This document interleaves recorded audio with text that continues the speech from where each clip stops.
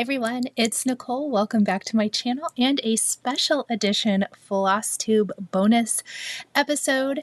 Today I am going to share some fun felt stitching of felt stitched eggs using Poshta Design and DMC Design for some awesome little bowl fillers, or they could be ornaments.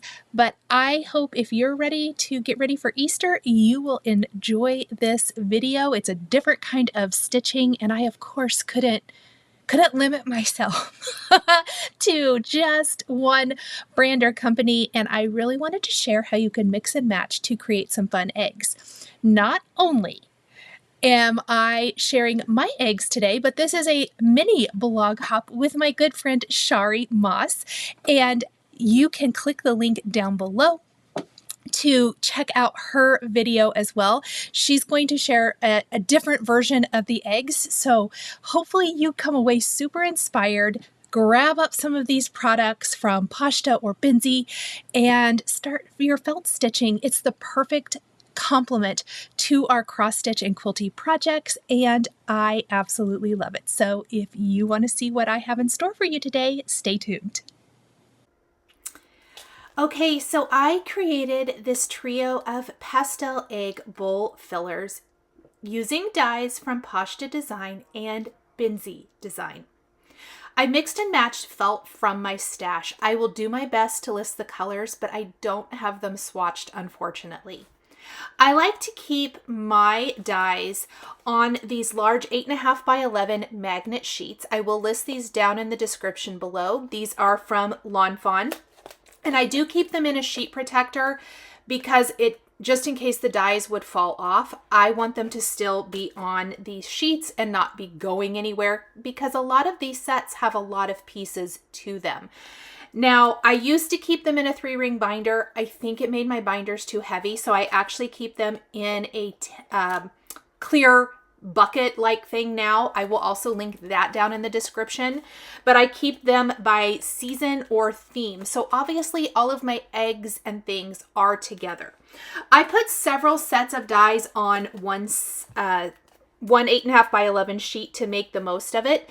This particular set has the Poshta Design egg window, embroidered egg, basic egg, banded egg details, and embroidered egg details too. Right now, I am taking the basic egg and the banded egg details to create my first felt egg. So I am using the basic egg die and die cutting that from like a really pretty creamy white. And then from the scallop and the tulip that are part of the banded egg die, I am die cutting the tulip details. This will be my most simple egg, but you guys know me. You know I can't make anything super easy. And so I am going to add some stuff to it to zhuzh it up just a little bit. Now, while I have all of my die cutting stuff out, I did go ahead and die cut everything for my eggs all at one time. So now I'm working on my second egg. This is going to be a floral collage egg. And one of my eggs, which I will be cutting here in a minute, it actually takes a detour from kind of where I was, or what I thought I was going to create. And we'll talk a little bit about that because you will see my original idea and then see how it transformed. Don't be afraid to make adjustments. I kind of feel like this is like paper crafting. Make adjustments. Also, don't do what I just did here. I rolled that through again and you can see it didn't cut correctly. I'm just going to save that egg that didn't die cut right. I will often like cut little flowers or other little components from that. 2 of my egg bases are white and the third is going to be this super soft pink. Now I did definitely go for a very soft palette, but I have plans to make some others in some other color combinations. I'm also choosing to make my eggs bowl fillers for now. And you're like, for now, what does that mean? For now means that I'm thinking I'm going to use them as bowl fillers, but if I do want to add a hanger, I can take a felting needle and some thin ribbon or twine and thread it through the top of my eggs and hang them from an egg tree. Okay, this is the other die I am using today. This is the Floral Fringe Deep Etched die from Benzie. You get tons of different type of florals in this, and they're rolled floral designs. And I'm going to be using 3 of them in my eggs today. So I love to mix and match. This is really how I like to create in paper crafting as well. So very similar. So this is going to be the larger yellow flower. And what you do is you roll it up. Now, if you want a smaller rolled up flower, you could trim this down or in half, and you could get a couple of flowers from this. I did end up using this one as is, as I will the smaller one.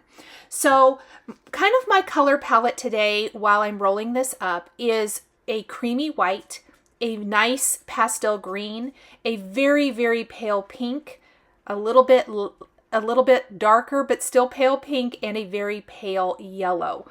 And I really kept to that color palette except for one thing when I adjust my final egg. So after I die cut one of the borders, which I rolled up, I went ahead and die cut the other floral fringe that is very similar to the big one, but it's going to create a little bit smaller flower, and I'm going to roll it up as well. And I just pinched it and rolled it up. You can see I'm not even using glue at this time. And again, a smaller flower, cut it in half, cut it in thirds, and you will end up with a much, much smaller flower. Now, mine stayed rolled up. I actually just put a little glue on right before I popped them onto my egg, which you'll see when we get to that creation part here in a minute. From any scraps of felt, I've talked about this before in my felt videos, I like to hold on to all of my little scraps. So around the eggs, I will cut that piece off and throw it in my felt scrap bin, but I die cut, it's great for little flowers. Look at all those little pieces you can get from it, and you can still get more. Little button shapes, all kinds of little accents for your felt pieces. I like to keep all of my felt so that I can use every bit and scrap of it to die cut. As far as felt goes, I use 100% wool felt. I have talked about this quite a bit. You are welcome to try any felt that you want. For me personally, I get the best results with 100% wool felt. I'm die cutting the leaves and flowers from the Gathered Garden die set from Poshta Design.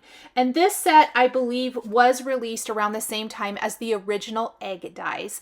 And it's great for floral details no matter what you want to create. So there is the actual die, and then I was showing just a minute ago, and then the die that cuts the holes. I didn't actually use the die that cuts the holes today. You can. You could place it on your egg, and then it's very easy to line up your leaf die cut with that and stitch them together.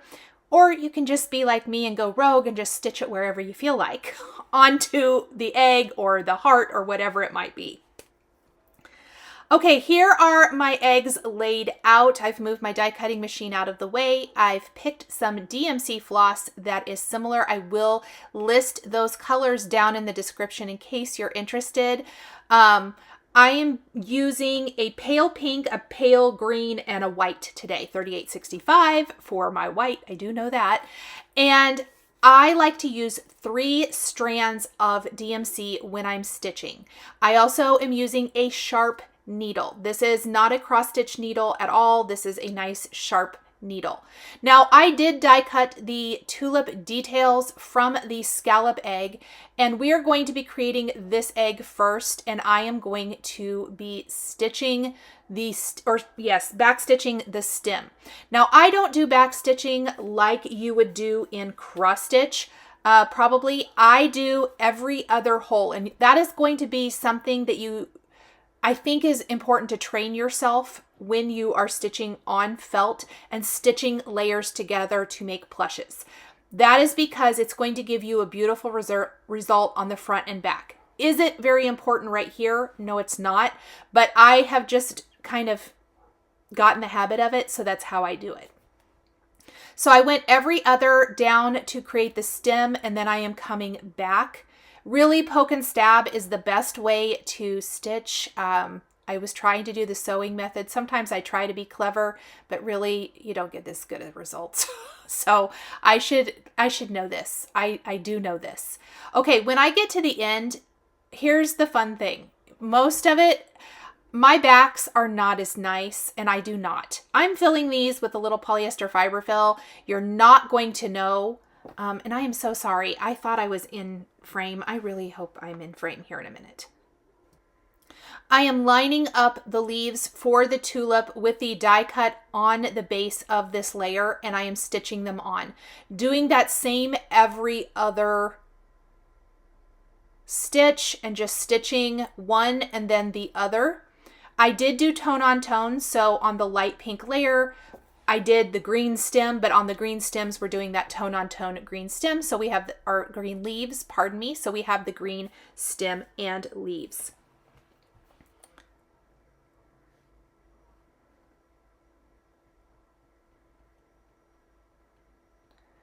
And we're just going to continue to stitch this. Next, I will stitch the tulip on. It is a 3-piece, a base, and then the 2 petals over the top. I love the different layers here as I feel like it gives beautiful dimension. These are so pretty, this tulip, and really is so springy and just makes me ready for springtime. After I stitch on the leaves, we're going to do the top of the tulip on this layer. And remember, there's lots of different ways you can mix and match all of these components.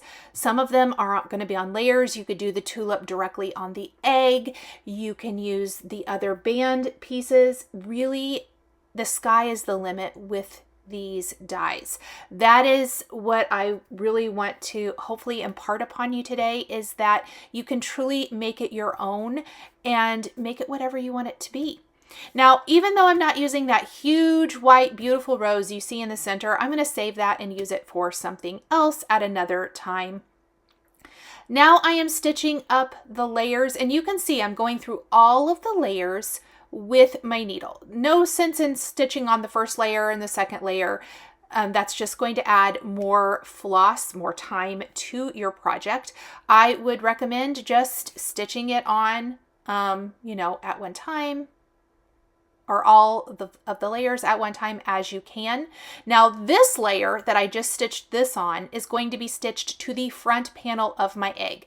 Because I am making my eggs plush bowl fillers or ornaments, you will want to stitch anything for the front of the egg onto the front panel. If you're doing anything on the back of the egg, on the back panel, and then the final step is stitching the 2 layers together, which I will do in this video. However, I do have some other videos where I have stitched plushes together, and I will link to that, and I'll talk about that here in a little bit when we get to that step. And I will also do a dedicated video where I just show that, like in real time, how to stitch the layers together in a time where I don't have a video that's quite this long.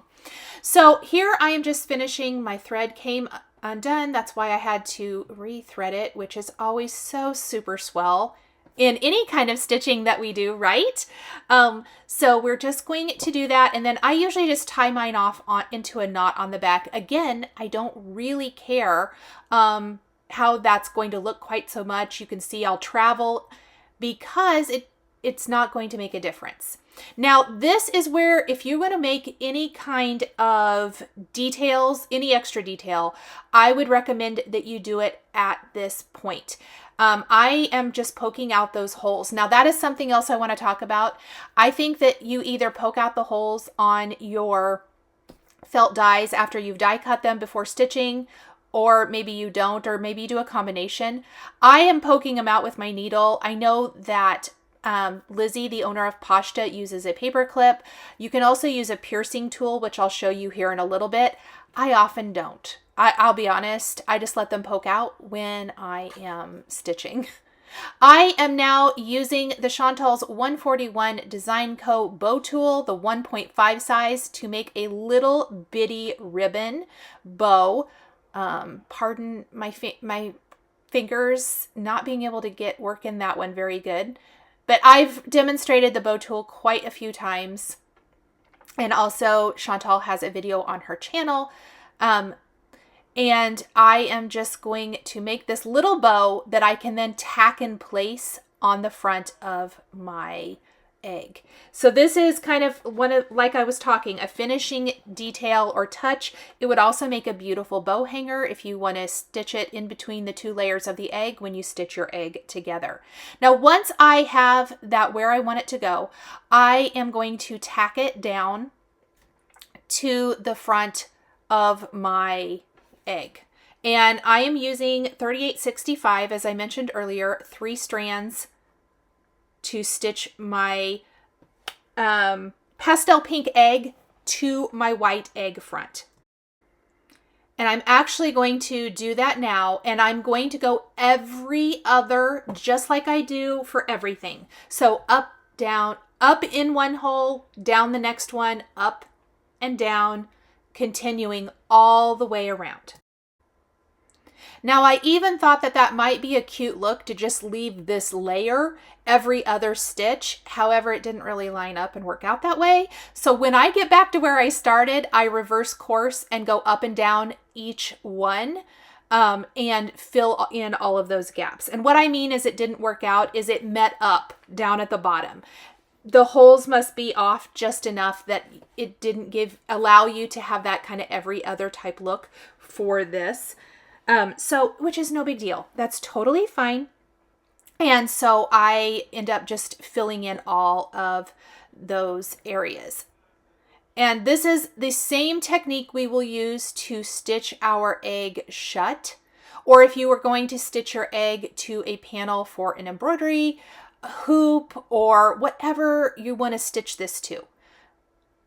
I love how this looks, and it's really so easy to do. Now, once I have this layer onto my egg, this is where I'm going to do some final embellishing. Yes, I've got my little bow that I want to tack right underneath the tulip, the head of the tulip, but I also decided to take some seed beads. And these are from my stash. Hobby Lobby has tons. I'm actually using some white ones from Hobby Lobby around the border, which I'll show here in a minute. But the pastel pink and the pastel yellow that I'm using, I've had in my stash for ages. They are from Pretty Pink Posh. If they are still available, I will link them. But otherwise, I would recommend going to your favorite craft or hobby store and grabbing some little seed beads in the colors you think you'll use a lot, because they are a fantastic embellishment. Seed beads, sequins. If there is not a hole already, a die cut hole, pardon me, I will stitch the seed bead directly to the felt because I'm not worried about it coming through. If you're trying to attach the seed bead to one of the pre-cut die cut holes, I would attach a seed or a sequin and then the seed bead to hold that on so that the seed bead doesn't come through the die cut hole. I hope that makes sense. Look how pretty the stitching looks. Oh my goodness, I love it. Now this is beautiful. It's beautiful as is, but of course I have to be extra. We're going to tack on that bow underneath the head of the tulip. We're going to do a little trio of pink seed beads up above the tulip, just kind of for fun. And then around the scallop of the pink layer, I kind of went every other scallop. I actually started doing every scallop and it was way too much. We are going to take a beading needle and one strand of floss folded in half is kind of how I like to do my beading. We are going to stitch a white seed bead on to each scallop around that outer edge. It is very soft. It's very pretty. It's not like an in-your-face kind of bead detail. Maybe not quite as bright. I really was going for soft. This to me is springy and I think it's going to work really well with some other decorations I have. Now I'm using a collapsible bead needle here. You're also going to see me use a traditional beading needle. It's really kind of whatever you feel like using. I think the collapsible beading needles are fantastic if you're not going through anything very thick. This couple layers of felt, the collapsible beading needle worked fine. But when I am going to go through some flower centers and I'm making like some clusters in the center of some flowers later on in the video, I felt like a traditional beading needle came in handy. I like to keep them all. I actually have a little felt needle book that I made also from Poshta Design. I will link that here. And I like to keep my needles for felting in this little needle book, or one of my needle books. I have a couple. So now that we have our sequins here up at the top, and move up a little bit, Nicole, we are going to go around the scallop. And this little tube of white beads that you can see that I'm pulling from, those are from Hobby Lobby. They have a huge assortment. I like to buy them when they're on sale, and I kind of grab my favorites, the ones I know I'm going to use a lot, and we're simply going around the entire perimeter of our egg. This is a great way to add some fun texture, some fun interest, a beautiful, delicate little touch. I really had fun with my seed beads today, as you're going to see throughout. I think it would also be fun to do a whole, like a pretty pastel rainbow of these tulip eggs and hang them all from a little decorative tree. So many ideas, you guys, so many ideas. I cannot wait to hear what you guys are going to do. Okay, starting in between the two layers of my egg, we are stitching the front to the back. Remember, every other hole. I have sped this up. I am trying to do 3 eggs in this video today. So we're going to go around every other, plus I am so close to myself. I'm so sorry. I'm going to cut out some of that. Again, I will link to the video where I have showed my stitching pieces together to make plushes or ornaments before. And I'm just constantly double checking that the holes are lining up and that I am coming through. When we get to the end, so I leave a little tail, because when I get around, and I was able to go around twice, but I'm not always, depending on the size of the project. But what I want to say here is I like to leave a little tail. We came up in between the 2 layers of the felted plush. That's because when we come back, we're going to come back in between those 2 layers and tie it off.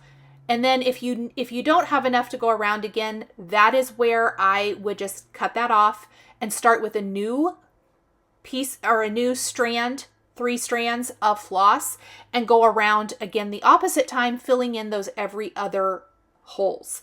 I will do that even if I'm a little unsure if I don't have enough, because I don't like to end in the middle and be left with kind of, how am I going to tie this off? I mean, I have done it and I can figure it out, but this is my preference. So here, when I get to the end, I'm going to take a little polyester fiberfill, I'm going to loft it between my fingers, and we are going to stuff the egg. And I'm just going to open it and just, you don't want to overstuff, but you want it to have a nice little puffy shape. So that looks pretty good. And then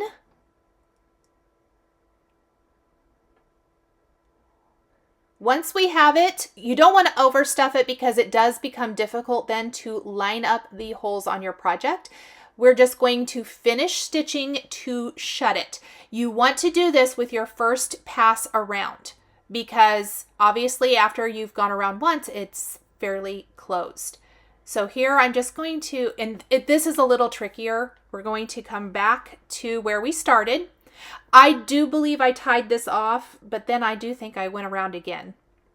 And then I shut it and tied it. You come back between the 2 layers. And again, I linked to that video above.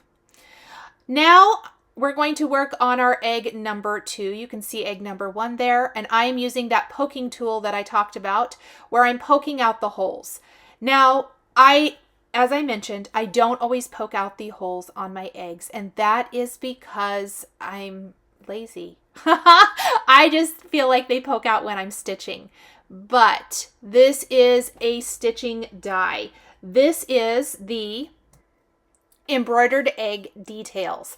And the reason I'm poking them out here is because they're a little hard to see, and it's hard to see the design if you leave them in. Often I can kind of guess, and you can kind of get a feel for where they are. You can see them. But this is so intense that I feel like it's worth the little bit of extra time to poke them out. And you may feel like it's worth the extra time to poke them out at all times. So for this one, I wanted the egg itself to take center stage, and this was going to be the egg with the large white flower. But I feel like the flower is just going to take up way too much of the design. So you're going to see me adjust to that. And I actually think this might be the final egg that I finished because I really had to sit with it. Sometimes I have to sit with a project, whether it is a paper crafting project, a felt project, a cross stitch finish. Sometimes I have to sit with it until the right thing comes to me. And this was one of those times. So we're going to start by stitching the embroidered egg detail with pink and white, that pastel pink and the white floss. And some of the detail will be pink, some will be white. There are different ways to stitch this, more than one. I'm going to show you what I did for mine. Where there's repetition in the egg design, I'm not going to stitch that on camera. So this piece up at the top actually kind of duplicates down at the bottom where you come in, or you're coming up in one hole and then doing kind of a starburst out, I guess. So you're always coming from that center design out. So I'm going to do that again down at the bottom. There's some solid pink little stitching backstitch lines. There's 2 rows of lazy daisies, and then in the center of the egg, that kind of zigzag, I actually just went up and down, straight up and down. You could also stitch the zigzag if you wanted to, more in a backstitch line, just giving a beautiful decorative base to the egg.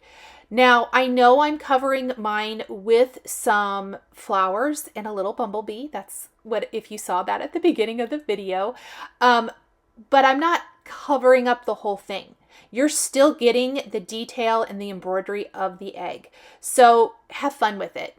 This is maybe a little more time consuming to do the specialty stitches and the color changes and all of that, but it is fun and I love the texture that the embroidered details add. Now here's me being lazy. A lot of times with that first pass of my floss, if I'm doing a backstitch line, I will try to do the sewing method. So that was me literally being lazy pants again, as I was talking about earlier. But so much fun. Isn't that just so cool? And the tone, I know this is tone on tone. If you want it to make more of a statement, you could definitely stitch with more of a contrasting color of floss on top. I tried to really stick to my color palette and go very, very soft and very, very pretty, but also obviously very, very soft. And I just kept trying with that stupid flower. Literally, I'm like, Nicole, give it up. Give it up.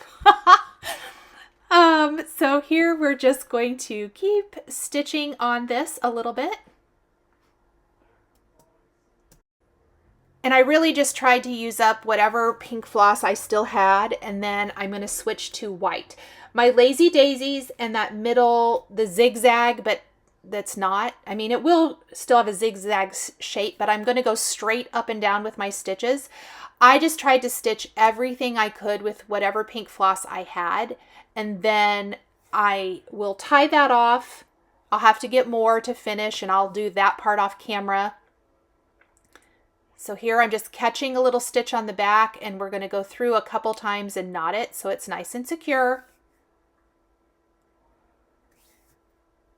And then again, I'm going to use the 3 strands for the lazy daisies. If you want your lazy daisies to have a little bit more oomph to them, I guess, for lack of a better term, you could use more strands of floss. I just really find that the 3 works best for me in almost all situations. So that's what I tend to use. So I'm coming up in one of the holes, making a loop, and then we're going to come up in the other hole, catch the loop, and tack it down. Easier said than done. Honestly, starting is the worst part here. I feel like once you get going, then it's no problem at all. So then we're coming back in that same hole and coming back out. And really the two sides is what I want to say of the lazy daisies kind of face each other. I hope that makes sense. You're going to see that here hopefully on camera. And I'm just going to go ahead and tie this. And I literally, right at that moment, spilled my white beads that I chose not to put the lid on.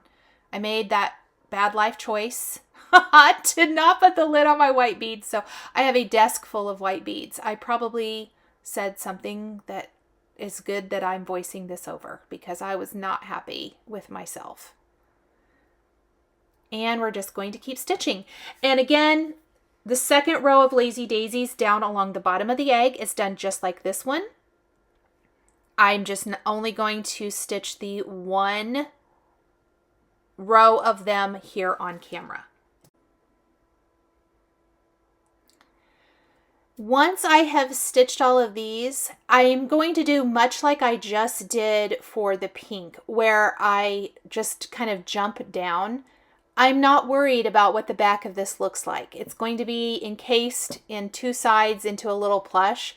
So I often will just jump around if I need to, and I don't really think about it a lot. Something I wouldn't normally do in my cross stitch, I guess is what I'm saying. And I'm going to jump down to that zigzag row, and that's where I'm going to just kind of go up and straight up and down. And it's going to end up giving you these little lines in that little chevron, which looks really, really cute. And I'm just kind of fiddling with my Lazy Daisy stitches. Sometimes they look better than others. Sometimes you drop your needle a bunch when you're trying to hold your arms out in front of you awkwardly. I know I've talked about that before. I wish there was an easier way to stitch on camera. I really do. Okay, look how pretty it's looking. This is also one of those things where I feel like the more stitching you get on this panel, the better it looks. Okay, so I am simply lining up and I'm going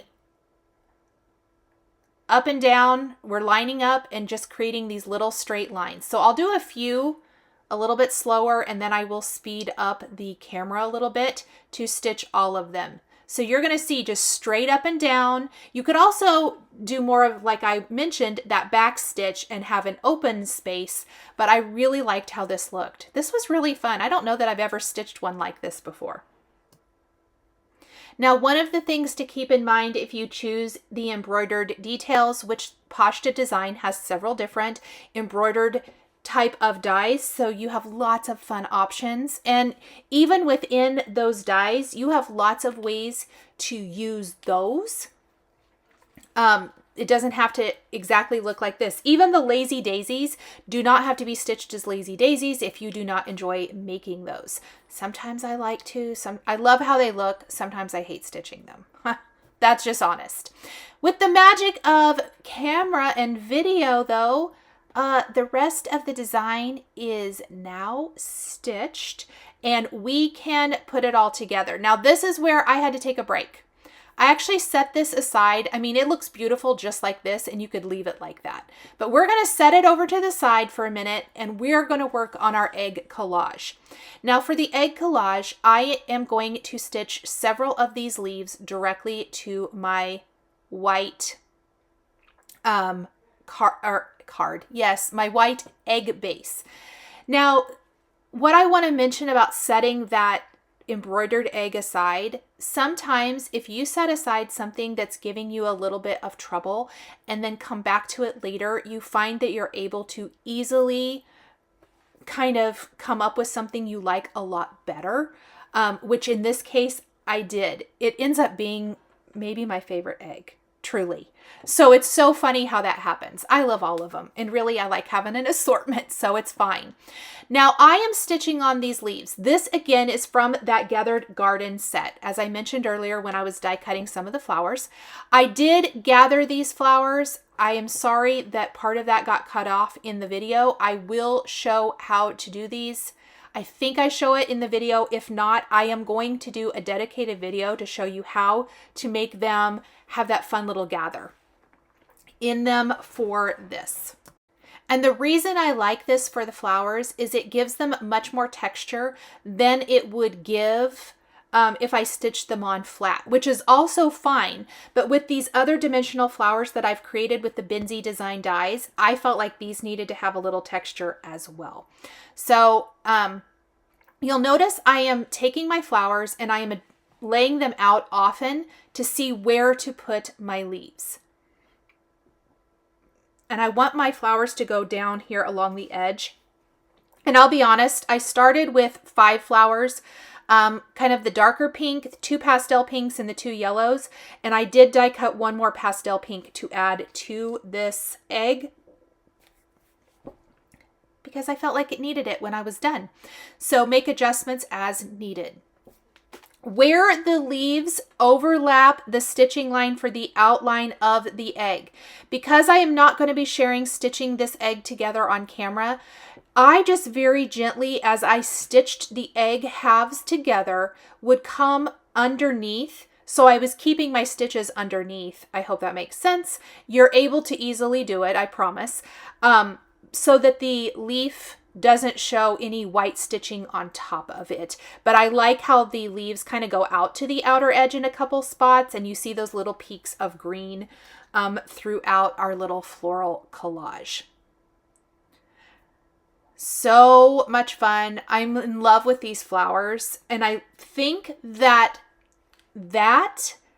is why it was easier for me to come back to the middle embroidered egg later and go, okay, what can I do to fix this and to embellish it so that I love this egg?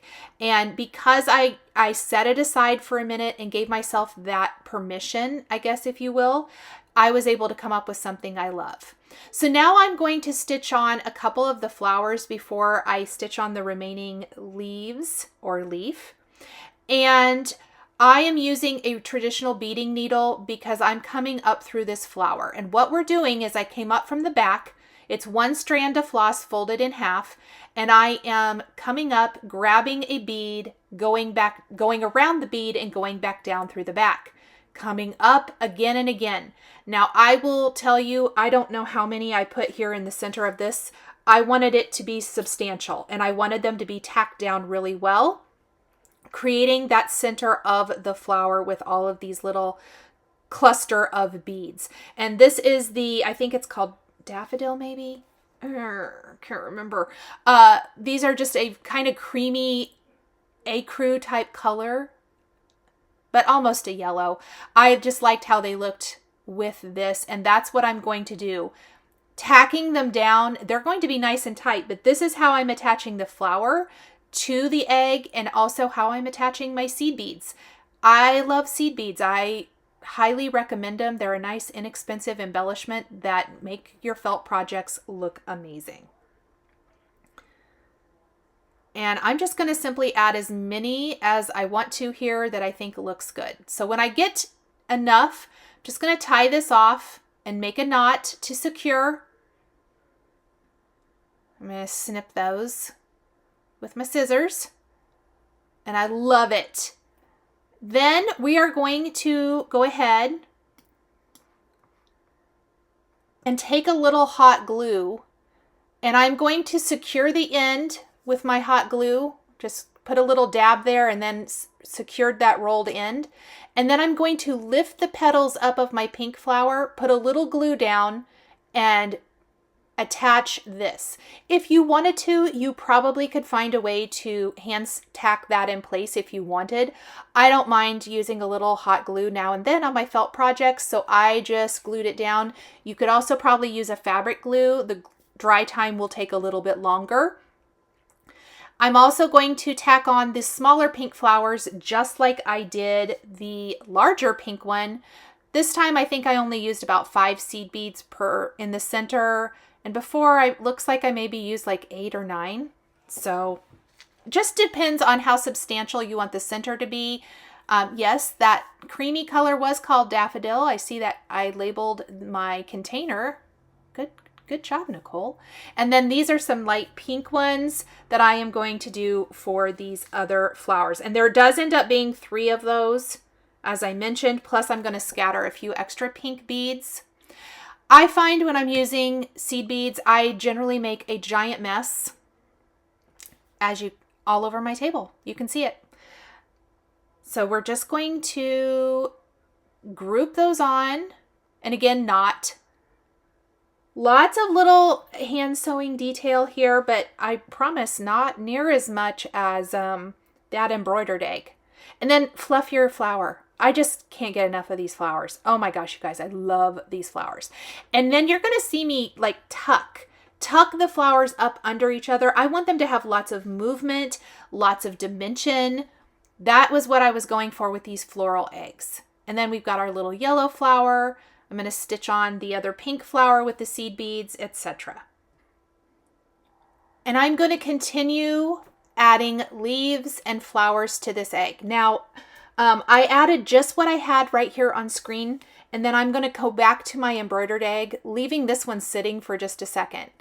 Now, here's what I want to talk about while I'm finishing the stitching on this third egg, the floral collage egg, I guess, if you will. I've already stitched the two halves of my embroidered egg together, remember. I did that off camera. I finished the stitching. I stitched the two halves together. Then I stuffed it, secured it. So when I talk about you want to stitch everything to the front of your egg before you stitch the two halves together, that's kind of a bummer here. I had two choices. One, I could rip it apart, which I have done before for other projects when I have forgotten something, and then take the time to stitch the egg back together. Or number two, I could find a way to attach things without ripping my egg apart. And that is what I'm going to do for my embroidered egg. And because part of the elements are going to be glued on, but part I want stitched on, which you're going to see here in just a second. And I think it works really well, and it's a great solution if you ever find yourself in a similar situation where you maybe forgot to attach something and you want to find a way to do that. So that is what we're going to work on next. I'm going to go ahead and die cut now off camera a couple of flowers and some leaves. Very similar to this egg. A lot of the components are the same. I'm going to grab one of those fringe florals from DMC Design. This one is a different one. It has a different tip to it, so that's kind of fun, and we're going to do that in white. Then we'll have a layered pink flower and a layer, or not a layered, just a single yellow flower, but both of them are gathered. And then there's a little teeny tiny bumblebee that is just the cutest thing ever, and we are going to add that to our embroidered egg. So there's the die on camera. It's that one, the main one you see. There, you get lots of dies in this fringe florals, and I'm going to roll it up. And I actually die cut it from a piece that I don't think, maybe about an inch of it didn't cut, which is fine. It's going to make a little bit smaller flower, but it rolls up exactly the same. So we're going to roll it up between our fingers, just pinching as tight as you can. You can always fluff it later. Remember that. You can always fluff it out later. So pinching, you can glue it as you go, but I'm just going to put a little dab of glue at the end, and we're going to attach that flower to the center. So I'm just going to glue my flower, but we're not gluing it down quite yet. See, look how cute. Isn't that just the cutest flower? So we definitely need some greenery, and I think we need some extra flowers. Yes, it's going to cover up some of the embroidered areas, but I think it's going to be amazing. Also, I did not gather my flowers on camera. You guys, I will apologize. I must have not had my video camera on when I did that, so I will be adding that at a later time. So I do apologize, and my video camera also shut off while I was stitching the leaves to the front. So what I'm going to just talk you through it. I stitched the leaves to the front, but obviously where they are attached and knotted is on the front of the egg, but we have glued our flowers down in place over that. So you can't even see the fact that the flowers, or that I knotted the ends of the leaves that I stitched on. Oh, actually I didn't. I'm sewing on the pink flower. So I am just coming up back behind the flower. I guess I haven't. I just stitched the leaves on. Yay. So hopefully you can see a little bit of this. I know I pulled it really close to me. I am coming through the front of the egg, and I'll bring it back here in a second. And I am just adding my seed beads right now, just like I did on the previous egg. And then we're going to knot it, but it's going to be on the front of the egg because our egg is already sewn together. But luckily we can kind of hide and disguise that. Plus we're going to hot glue down our white flower, and I did glue the yellow flower too. I kind of got tired of trying to sew them to the front, but that's a great way to disguise and hide the fact. If you didn't know and you were just looking at these, they could just be hand stitched on. And I did glue the layers of the bumblebee together, and I did pull a little light gray. That's the only extra color I pulled. I used the pastel yellow and then the white for the wings. I chose the light gray for my bumblebee instead of black.